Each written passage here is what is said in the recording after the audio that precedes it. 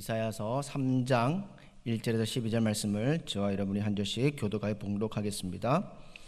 보라, 주 만군의 여호와께서 예루살렘과 유다가 의뢰하며 의지하는 것을 제하여 버리시되 곧 그가 의지하는 모든 양식과 그가 의지하는 모든 물과 용사와 전사와 재판관과 선자의 복술자와 장로와 50부장과 기인과 모사와 정교한 장인과 능란한 요술자를 그리하실 것이며 너를 그들의 고관으로 삼으시며 아이들이 그들을 다스리게 하시리. 백성이 서로 학대하며 각기 이웃을 잔해하며 아이가 노인에게 비천한 자가 존귀한 자에게 교만할 것이며 자꾸 말하기를 내게는 겉옷이 있어 너는 우리의 통치자가 되어 이 피어를 내 손 아래 두라 할 것이며 그날에 그가 소리를 높여 이르기를 나는 고치는 자가 되지 아니하겠노라. 내 집에는 양식도 없고 의복도 없으니 너희는 나를 백성의 통치자로 삼지 말라 하리라. 성인 멸망하여 여호와를 거역하여 그의 영광을 눈을 범하였습니다. 그들의 안색이 불리하게 증거하며 그들의 죄를 말해주고 숨기지 못함이 소돔과 같으니 그들의 영혼에 화가 있을진저 그들이 재앙을 자취하여도다. 무슬리라 말하나 그들은 그들의 행위와 열매를 먹을 것이며 악인에게는 화가 있으리니 이는 그의 손으로 행한 대로 그가 보응을 받을 것임이니라. 네 백성을 학대하는 자는 아이요 다스린 자는 여자들이라. 내 백성이여 내 인도자들이 너를 유혹하여 내가 다닐 길을 어지럽혀하니라. 아멘. 엔젤 찬양대의 가사처럼 주님 여기 계시고 주님 여기서 우리를 보고 계십니다. 이 저녁 시간에 우리들을 보고 계시고 이 자리에 함께 하십니다. 우리 엔젤 찬양대 고백이 여러분들의 고백이 되기를 주님의 이름으로 축복합니다. 여러분하고 한 번 더 인사하겠습니다. 잘 오셨습니다. 잘 오셨는데 기쁨이 없으세요. 초대교회는 부활절로부터 오순절까지가 기쁨의 50일입니다. 우리가 기쁨을 보내야 되는데 우리 옆에 분 보고 예쁘게 기쁘게 사랑합니다고 한번 표현하겠습니다. 사랑합니다. 사랑하시지요? 예.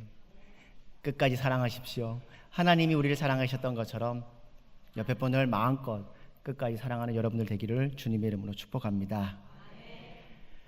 오늘 말씀의 제목을 그의 영광의 눈을 범하지 말아야 합니다라는 제목으로 함께 말씀을 나누고자 합니다. 사랑하는 성도 여러분, 성경에 가장 분량이 많은 책은 어디신지 아시지요? 시편입니다. 그러면 그 다음에 가장 많은 부분 분량을 가진 책은 어떤 책일까요? 답을 말씀하시면서도 대답을 강하게 안 하십니다. 이사야서입니다. 총 66장으로 분량 페이지만 해도 83페이지가 되는 방대한 자료와 예언서가 되는 이것이 바로 이사야서입니다. 이사야서는 예수님의 출생, 예수님의 십자가의 죽음에 대한 예언을 하고 있는 책이 바로 이사야서입니다. 그래서 예언서 중에 가장 권위 있는 책을 이사야서라고 말을 합니다. 신학자들은 이사야서를 한 사람이 쓰지 않았다고 말합니다. 이사야서 1장부터 39장은 이사야가 쓴 것 같고 40장부터 66장까지는 인적 사항이 없지만 그냥 제2 이사야서라고 얘기를 합니다. BC 750년부터 BC 700년까지 활동했던 예언자 중에서 가장 오래 활동한 사람이 바로 이사야라는 겁니다. 그는 나이 20대 초반에서 50년이 흐른 70세가 됐을 때까지 하나님의 복음을 전했던 사람이 바로 이사야입니다. 그래서 활동이 많았고 예언의 특징이 힘이 있어서 오늘날로 말하면 유명 있는 인사, 예언서입니다. 그의 이사야는 그의 가족을 보면 이렇습니다. 평민의 자녀가 아닙니다. 고관의 자녀로 출생했습니다. 남유다의 9번째 왕이었던 우시야와 사촌지간입니다. 요즘 말하면 로얄 패밀리입니다. 궁중 생활했고 소년 시절을 보냈고 최고의 영광스럽고 좋은 시절을 누린 사람이 바로 이사야입니다. 유대 나라를 통치했던 20명의 통치자들 가운데 선한 왕은 10명 이하입니다. 그 가운데 우시야를 하나님 앞에, 사람들 앞에 선한 사람으로 평가하고 있습니다. 왜냐하면 52년 동안 유다를 통치하면서 그 나라를 안정적으로 평안하게 하게 온 국민이 존경받았던 사람이 우시야 왕이었습니다. 그러니까 그 옆에 있었던 이사야는 어떻겠습니까? 똑똑하고 좋으니까 이런 소문도 있었다고 합니다. 가설이지만 아마도 이 우시야 왕 다음에 왕이 이사야가 되지 않을까. 그 정도로 훌륭한 엘리트 생활을 했던 사람이 이사야입니다. 그런데 이 이사야가 하루아침에 무너지고 희망과 모든 것이 사라지는 것이 있었습니다. 그게 바로 뭐냐면 우시야가 죽었기 때문입니다. 그의 인생에 캄캄한 어둠의 역사가 다가오고 심한 좌절과 고민에 빠졌던 그 시기에 하나님이 부르신 사람이 바로 이사야입니다. 이사야가 예언자라서 성령님의 감동이 주어질 때에 하나님의 택한 백성, 이스라엘 백성들을 바라보는 관점이 바뀌었고 그 택한 백성의 현 주소가 어디인지를 보았다는 겁니다. 이사야가 바라본 택한 백성이 어떤 사람인지 어떤 모습인지 이사야서를 읽으면 아주 자세하게 기록되어 있습니다. 그런데 오늘 우리가 읽은 본문은 자세한 가운데 첫 번째 내용이 그려져 있는 글이 바로 오늘 읽은 본문입니다. 이사야가 활동했던 시대는 어떤 시대입니까? 유다왕 우시야, 요담, 아하스, 히스기야를 거쳐가는 4명의 왕을 거쳐가는 시대를 활동했던 선지자입니다. 그리고 긴 외로운 예언의 길을 50년간 길을 걸었던 사람이 이사야입니다. 사랑하는 믿음의 성도 여러분, 예수 그리스도를 주님으로 영접하는 사람은 이 세상에 살지만 우리는 두 나라에 속해져 있습니다. 무슨 말이냐면 눈에 보이는 물질적인 나라, 또 하나는 눈에 보이지 않는 영적인 나라가 있습니다. 물질적인 나라는 우리가 흔히 말하는 세상입니다. 그럼 영적인 나라는 어떤 나라일까요? 하나님의 나라라고 부릅니다. 우리는 예수 그리스도를 믿음으로써 하나님의 백성으로 살아갑니다. 따라서 우리는 하나님의 통치 아래 살아가는 사람입니다. 또한 우리는 이 세상에서 대한민국의 국민이기 때문에 우리는 하나님의 통치를 받는 동시에 대한민국의 통치권자들에게 통치를 받는 사람들입니다. 그렇게 살아가고 있음을 우리는 기억해야 합니다. 그런데 이 물질적인 나라와 영적인 나라가 어떤 나라였느냐? 성경에 보면 구약시대에 이스라엘은 이 두 나라가 하나가 되었던 나라였습니다. 세상의 국가가 하나님의 국가가 나라가 되는 그냥 국가, 신정 통치의 국가가 이스라엘 나라였습니다. 본래 세상의 국가와 하나님의 나라의 국가가 다툼이 없었기 때문에 갈등이 없었습니다. 그러나 450년간이라는 사사시대를 거치면서 이스라엘이 주변 국가에게 침입을 받게 되었습니다. 그러자 이스라엘 백성들이 뭘 했냐면 이렇게 침략받는 원인이 우리에게 왕이 없었기 때문이라고 얘기를 합니다. 그래서 사무엘 선지자에게 우리에게 왕을 달라고 요구했습니다. 그때 하나님께서 불쾌감을 가짐을 느꼈습니다. 왜냐하면 이스라엘 백성들의 외적들의 침입의 원인은 왕이 없는 것이 아니라 이스라엘 백성들이 하나님의 말씀에 순종하지 않은 결과였기 때문입니다. 이스라엘 백성의 판단은 명백히 잘못된 것이었지만 그 요구가 너무 강해서 하나님께서는 이스라엘의 왕을 세우게 하셨습니다. 그러나 앞으로 세워질 왕은 여호와 하나님의 권한을 위임받고 하나님의 뜻과 생각으로 통치해야 된다고 말씀하셨습니다. 그런데 세월이 흐르면 후에 이스라엘과 남유다의 왕을 보십시오. 하나님의 뜻을, 하나님의 생각을 버리고 자신의 생각과 경험으로 그 땅을 통치합니다. 따라서 이스라엘이라고 하는 세상의 나라가 하나님의 나라와 갈등을 일으키는 장면이 오늘 이 본문입니다. 오늘 우리가 읽은 이사야서 3장은 바로 세상의 나라와 하나님의 나라가 갈등을 일으킬 때 그 결과가 어떻게 임하게 되는지를 보여주는 본문이 오늘 우리가 함께 읽은 본문입니다. 이사야가 예언하던 시기는 큰 혼란의 시기였습니다. 선한 왕이었던 우시야, 요담, 히스기야보다 다르게 악한 왕 아하스가 통치했던 시대가 있습니다.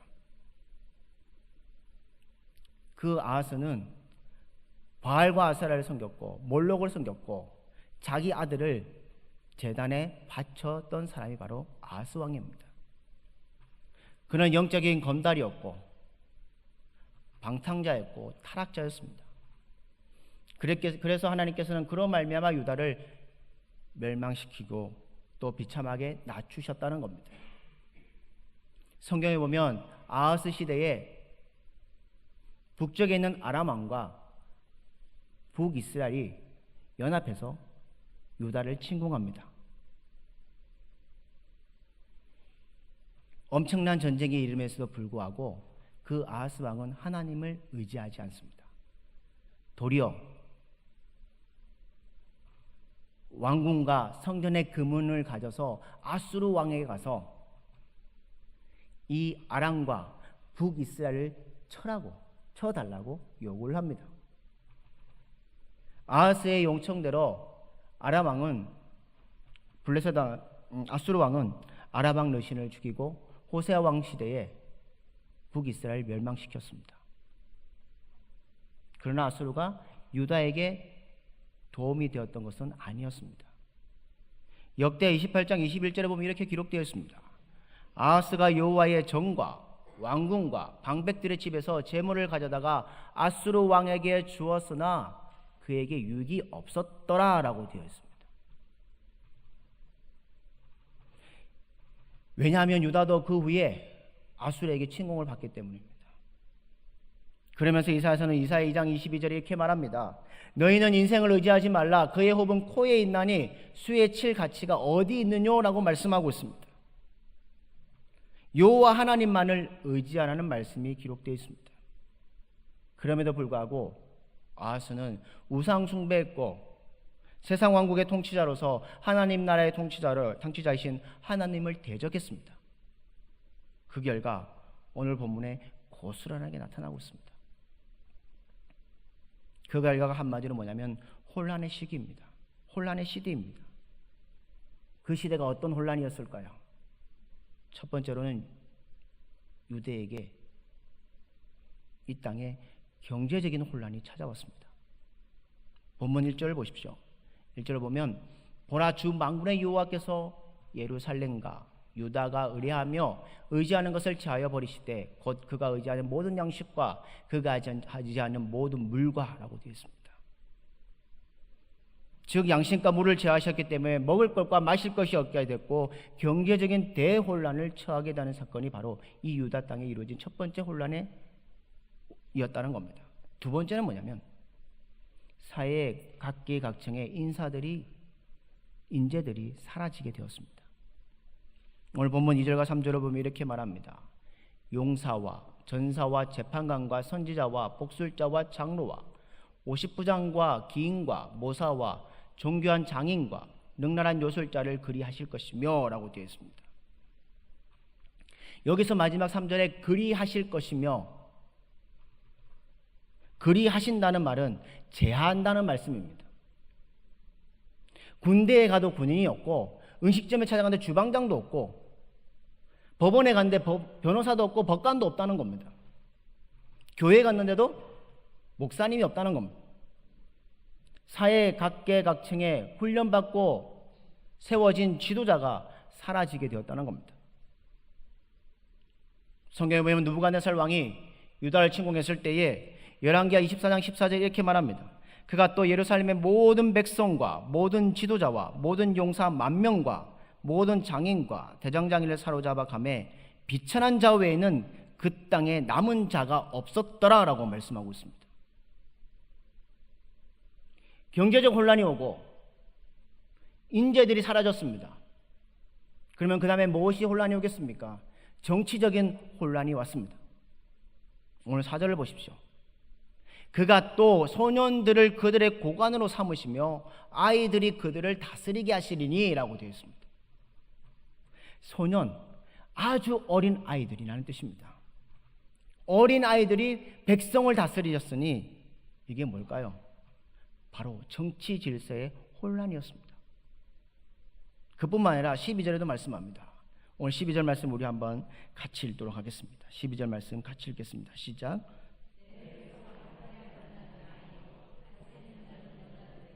내 백성이여, 인조자들이 널 유혹하여 내가 다닐 길을 어지럽히니라, 이렇게 말씀하셨습니다. 아이나 여자 무엇일까요? 그 당시에 전문적인 지식을 가진 사람이 아니고 전문 지식의 분야에 있는 사람도 아니었습니다. 이런 사람들이 통치자가 되면 어떻게 될까요?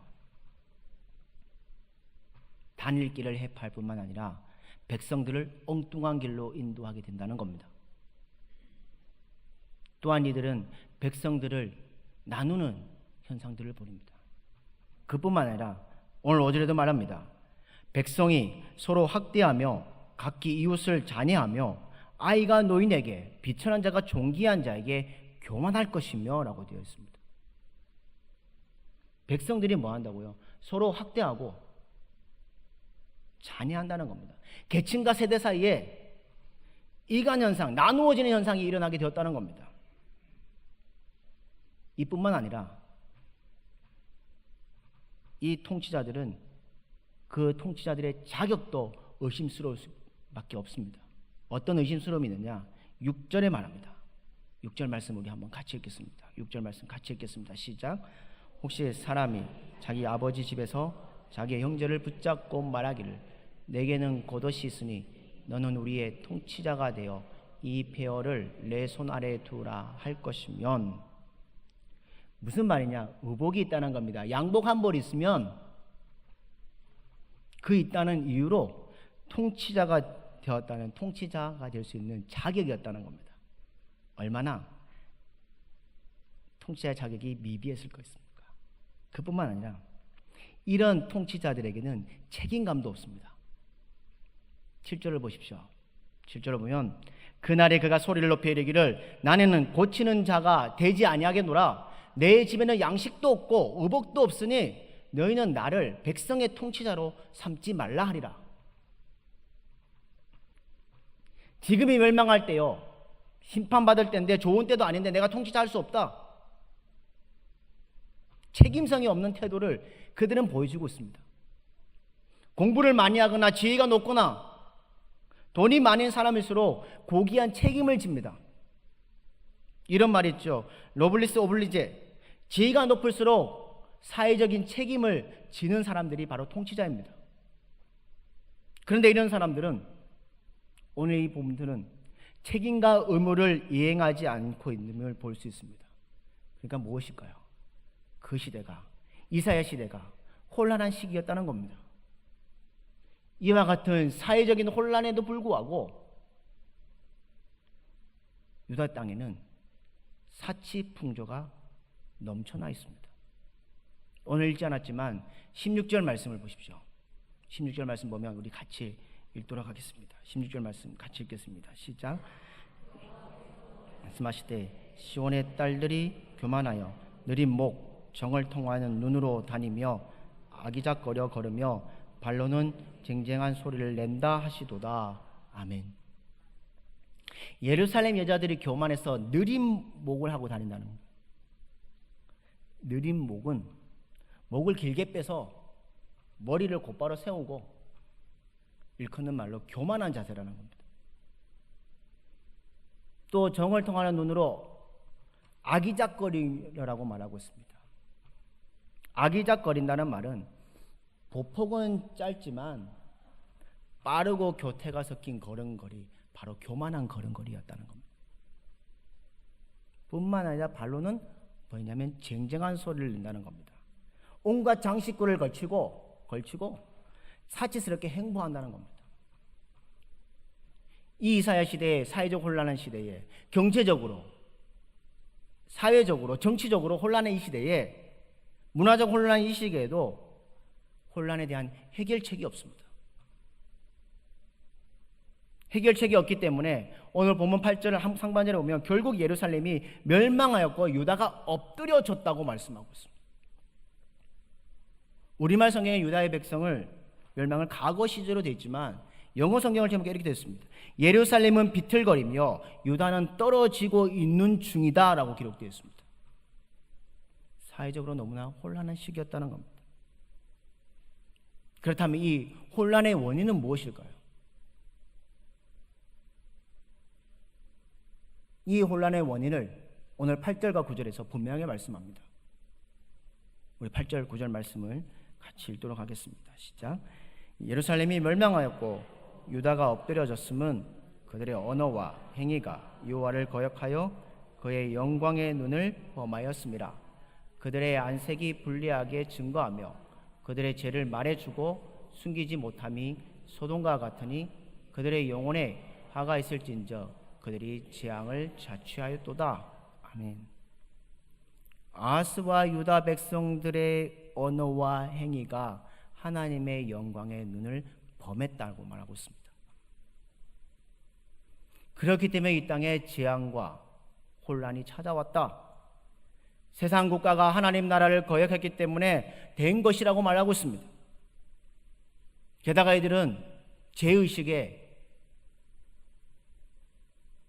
없었던 사람들이었습니다. 죄를 숨기지 않았고 발표하고 돌아다니는 사람들이었습니다. 동성애자처럼 커밍아웃이라는 것을 외치고 다녔던 사람들이었습니다.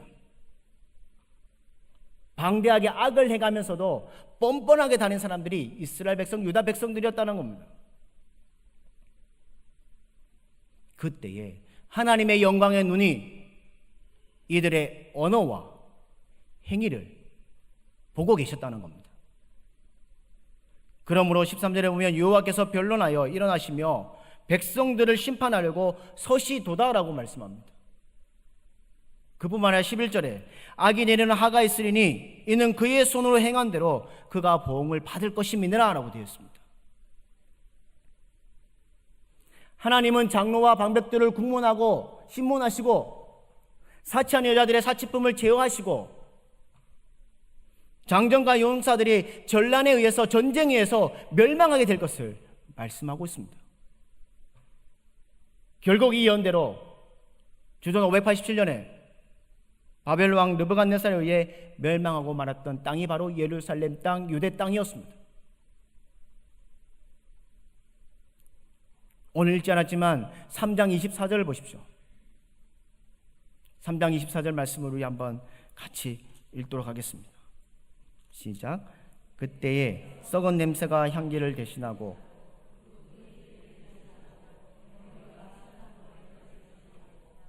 베옷이 화려한 옷을 대신하고 수치로운 흔적이 아름다움을 대신할 것이며, 이 24절에 가장 많이 나오는 단어가 무엇인 줄 아십니까? 대신하고라는 겁니다.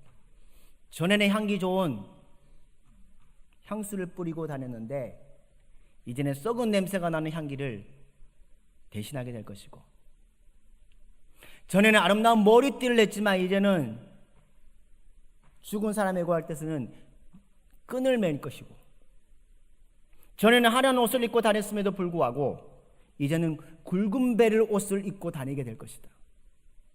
전에는 온갖 고운 얼굴이었지만 이제는 상처투성이 흉터와 상처만 남게 되었다고 말씀하고 있습니다. 왜 이렇게 되었을까요? 세상 국가의 통치자들과 백성들의 언어와 행위가 하나님의 영광의 눈에 잘못된 것으로 보였기 때문입니다. 세상 국가는 하나님의 나라가 세워지는 모판과도 같습니다.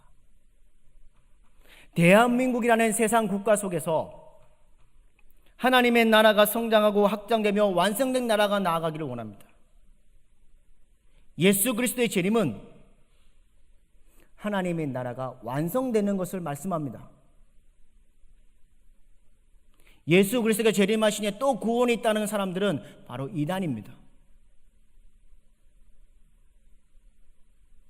예수님이 다시 오시면 구원의 문이 닫히고 하나님의 나라가 완성된다는 겁니다.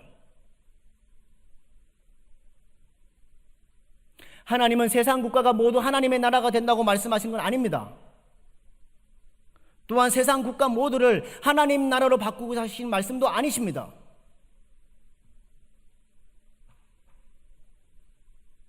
그저 세상 국가가 평안하고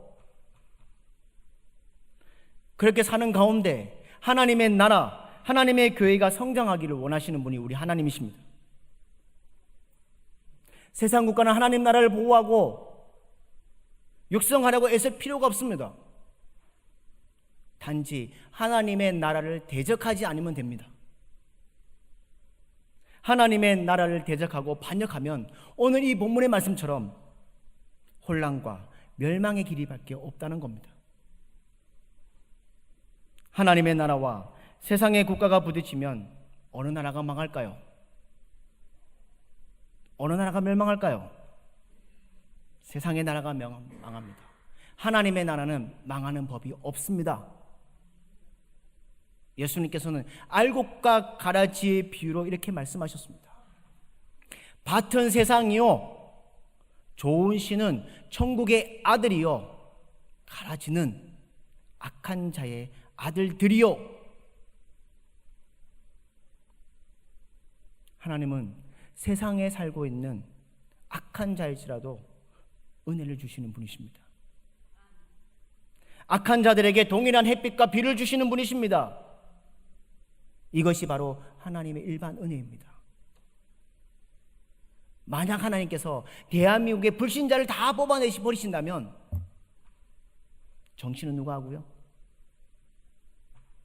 경제는 어떻게 되고요? 유지될 수 있을까요? 그렇기 때문에 하나님은 악한 자들, 불신자들 같은 가라지도 뽑지 않고 내버려 두시는 것입니다. 그들을 뽑지 않는 이유가 무엇이겠습니까? 알곡을 보호하시기 위한 것입니다.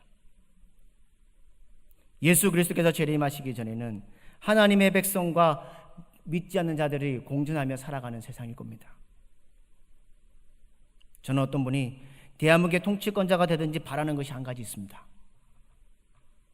바로 하나님의 나라, 하나님 백성을 대항하는 어리석은 행동을 하지 마십시오라고 기도합니다.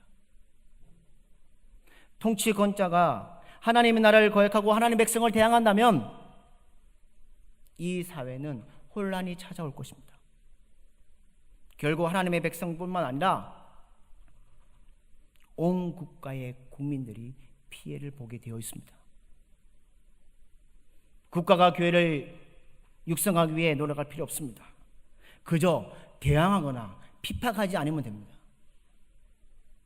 교회를 핍박하는 인터넷 매체, 언론들도 조심해야 합니다. 그게 바로 교회를 이간시키는 것이기 때문입니다. 하나님의 나라에 대해서 대항하지 아니하고 공주할 때, 도움을 줄 때에 하나님께서는 대한민국을 축복하시고 하나님의 나라가 거하는 더 커지는 모판으로 갖고 가실 것입니다. 우리는 국가를 위한 안타까운 마음을 품고 대한민국을 위해서 평안하기 위해서 함께 기도하는 자들이 되시기를 주님의 이름으로 축복합니다. 세상의 국가와 백성들이 하나님 나라를 거역했기 때문에 하나님께서는 영광의 눈을 범했기 때문에 혼란하고 멸망시킬 수밖에 없습니다. 그렇지만 그런 심판 가운데서도 하나님은 오늘 이사야 선지자를 통해서 우리에게 위로의 말씀을 주십니다. 어떤 위로의 말씀을 주시느냐? 10절 말씀입니다. 10절 말씀 우리 한번 같이 읽도록 하겠습니다. 10절 말씀 같이 읽겠습니다. 시작.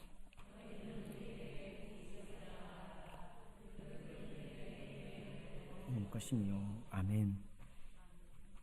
의인에게는 복이 있고 의인은 그 행위의 열매를 먹게 되어 있다고 말씀하십니다. 부패하고 타락한 유다 왕국, 그 속에서 참된 믿음을 가지고 살아남은 자들을 보고 계셨다는 겁니다. 그들은 소수였지만 의인이었기 때문에 하나님께 인정받은 사람들이었습니다. 사회가 전체적으로 부패하고 악할지라도 소수의 의인들이 아무리 외치고 행동했어도 유다는 결국 멸망의 길을 걸어갔습니다.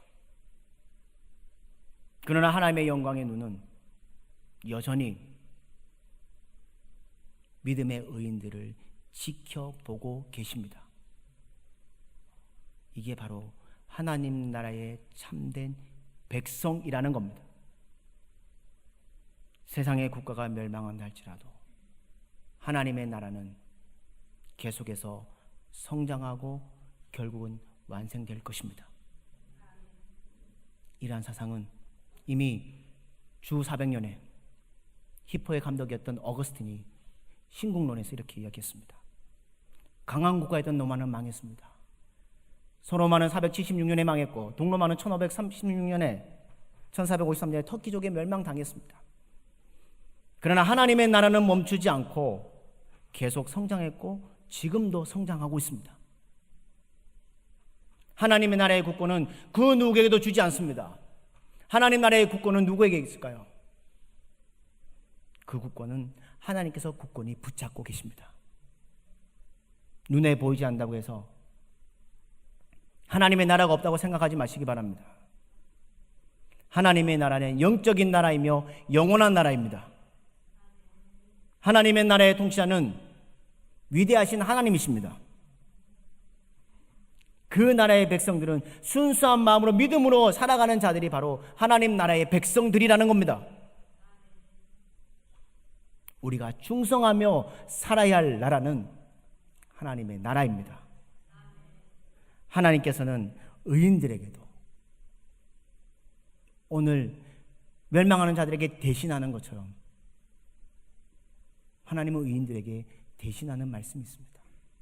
무슨 말씀이냐? 이사야 61장 3절을 우리 한번 찾아보겠습니다. 이사야 61장 3절 말씀 우리 한번 같이 읽도록 하겠습니다. 시작. 우러시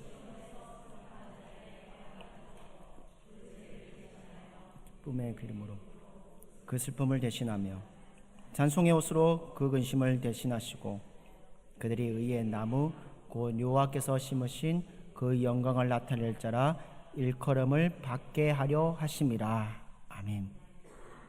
아무리 세상의 국가가 혼란스럽고 없는 인생을 살아갈지라도 하나님께서 누굴 보고 계시냐? 믿음의 의인들을 지켜보시고 축복하신다는 겁니다. 2019년에는 이 땅에 대한민국의 나라라는 이 나라가 세상 국가가 하나님의 나라를 어리석게 대적한 일이 없도록 함께 기도하시기 바랍니다. 우리는 대한민국의 국민으로서 대통령을 위해서 기도하셔야 합니다. 설령 대통령이 예수님을 믿지 않는다 할지라도 국민들의 편안한 삶을 위해 바른 통치를 위해서 기도하셔야 합니다. 세상의 국가가 하나님의 나라를 대적하며 혼란과 멸망이 오고 그 피해는 하나님 백성들뿐만 아니라 이 국민들도 함께 피해를 입을 수밖에 없다는 겁니다. 그래서 우리는 하나님의 나라가 번영하기 위해서 이 나라를 위해서 함께 기도하셔야 합니다. 이와 함께 우리가 함께 도와야 할 것은 우리 한국 교회입니다. 한국의 기독교를 보십시오. 너무 이기주의적입니다. 자신 중심주의입니다. 자기만 원합니다. 자기만 잘 되면 원합니다. 하나님 나라의 백성들이 내 축복, 내 가정, 내 교회, 그러다 보니까 사회를 위한 관심을 놓치고 있습니다. 사회가 혼란하고 사회가 어려워지면 하나님의 나라의 백성들도 어렵고 혼란합니다.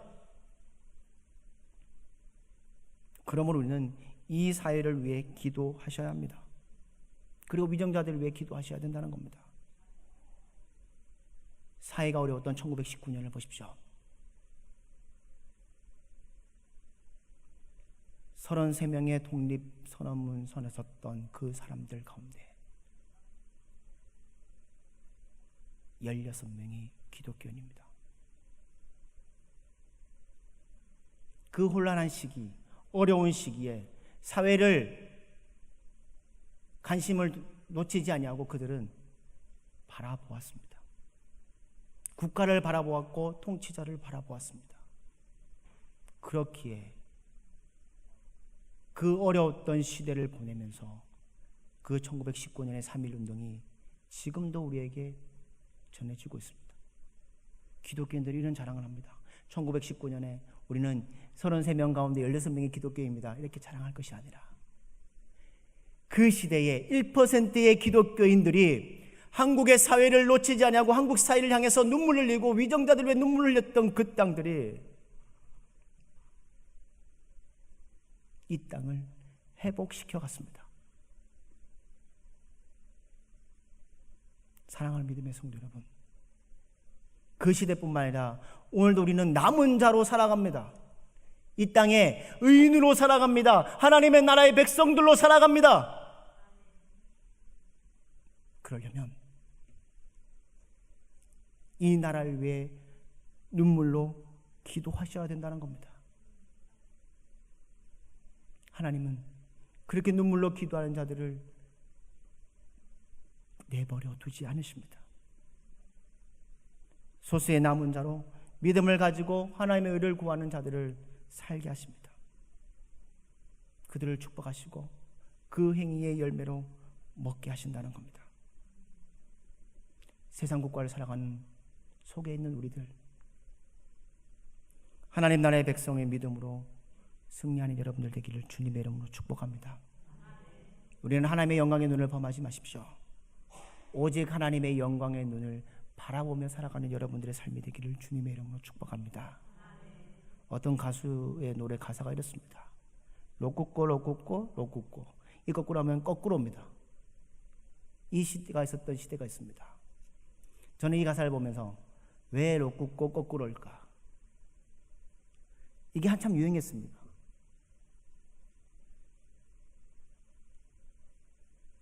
그건 뭐냐면 거꾸로 살아가는 사람들이 많은 시대를 살아가고 있다는 가사입니다. 이 땅을 향해 하나님이 들려주시는 가사라고 생각합니다. 우리는 거꾸로 살아가는 인생이 아닙니다. 하나님 앞에 거꾸로 서는 인생이 아니라 하나님 앞에 바로 서는 자가 되어야 한다는 겁니다. 그것이야말로 하나님의 영광의 눈을 범하지 않습니다. 이 저녁 이 시간에 하나님 앞에, 코람데오 앞에 거꾸로 살아가는 인생이 아니라 올바로 서는 인생, 하나님의 영광을 바라보며 살아가는 인생, 우리의 영광의 눈을 바라보고 계시는 주님을 바라보는 인생 되시기를 주님의 이름으로 축복합니다. 하나님의 영광의 눈을 범하지 아니하고 정직하고 신실한 믿음으로 살아감을 통해서 주님이 우리를 높여두는 인생을, 그 인생 앞에 온전히 서는 이 저녁 시간이 되기를 주님의 이름으로 축복합니다. 또 이 시간 기도하면서 이 나라와 이 민족을 위해서, 통치자들을 위해서, 세상의 나라가 있지만 그래도 그 나라가 하나님 나라에 속했음을 기억하면서 기도하는 이 저녁 시간이 되기를 주님의 이름으로 기원합니다.